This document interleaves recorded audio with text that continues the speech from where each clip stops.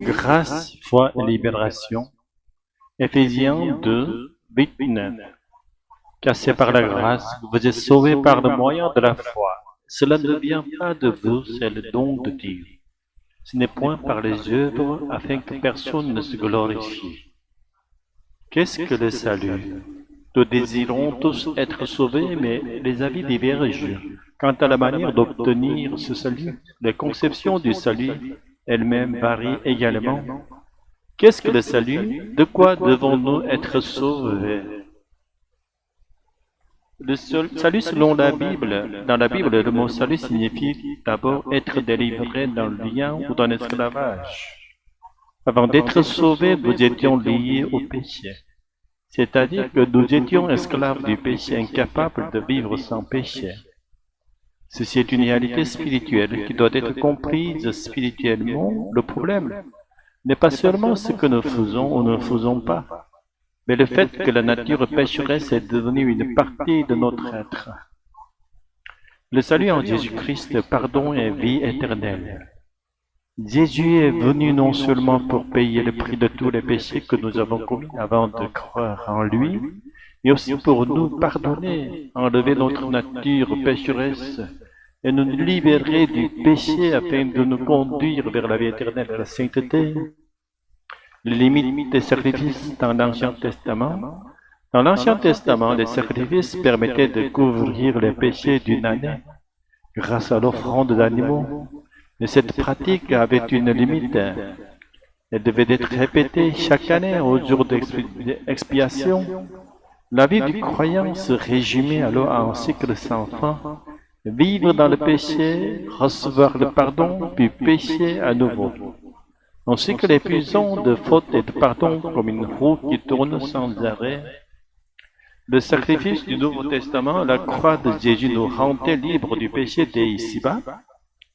Le sacrifice unique de Jésus-Christ dans le Nouveau Testament a fait descendre la présence du Saint-Esprit. Ce sacrifice permet au Saint-Esprit d'habiter en ceux qui font confiance à Jésus et sont unis à lui. Il ouvre la voie à une vie affranchie du péché. Et tant que notre union avec le Saint-Esprit n'est pas parfaite, nous continuons à pécher dans la réalité de notre vie. Et chaque fois, nous devons revenir à Dieu par la repentance et poursuivre la course de la vie dans l'esprit. Ainsi, malgré l'intention divine, même après le sacrifice de Jésus, nous ne sommes pas totalement libérés du péché, car le péché est lié à la vie de notre chair, à notre existence corporelle. C'est pourquoi la vie chrétienne est un combat spirituel jusqu'à la mort. Certes, la victoire est assurée si nous demeurons en Jésus, car il a déjà vaincu ce combat, mais cela ne signifie pas que nous n'avons plus à combattre. Le combat spirituel est inévitable vers le royaume éternel. Il nous arrive parfois de penser qu'il aurait été plus simple de vivre comme une personne ordinaire, ignorant cette réalité spirituelle et de finir ainsi sa vie en paix. Mais une promesse nous est faite, celle d'un royaume céleste éternel, où plus aucun combat spirituel n'existera, un lieu de paix et de repos parfait. Notre pire ennemi, le péché en nous, bien que les forces spirituelles mauvaises soient déjà vaincues, elles tentent jusqu'au bout de nous empêcher de devenir héritiers de cette promesse. Leur allié le plus puissant, c'est notre propre nature pécheresse, celle qui habite encore dans notre chair. Ces forces du mal sont comme une armée en déroute, incapable d'agir sans appui extérieur. Et si notre péché intérieur est stimulé, alors nous tombons seuls, même sans l'intervention d'aucun démon. C'est là notre misère. Nous devenons pécheurs par nous-mêmes. Il n'y a plus personne à accuser. Nous sommes seuls responsables. Mea culpa, c'est ma faute, c'est entièrement ma faute. Bon Jésus-Christ, ma seule espérance.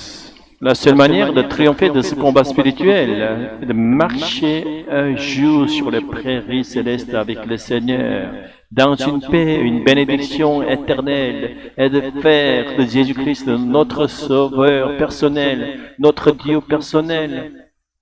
La foi des autres ne peut nous sauver. Alors comment faire de Jésus mon Sauveur et mon Dieu? En croyant à l'évangile annoncé dans le Nouveau Testament, Dieu s'est fait homme, il a pris sur lui ma nature pécheresse, il a subi ma mort à ma place, il est ressuscité et si je m'unis à lui, je ressusciterai aussi après avoir traversé la mort de la chair vers la vie éternelle. En tant que nous vivons ce combat terrestre, le Saint-Esprit habite en nous, combat à notre place et nous conduit vers la victoire. Ainsi que nous vivions ou que nous mourions, nous croyons que nous sommes unis à Christ par le Saint-Esprit. C'est la foi de l'Évangile. Et cet Évangile a agi en nous par le canal de notre foi personnelle. Alléluia. Amen.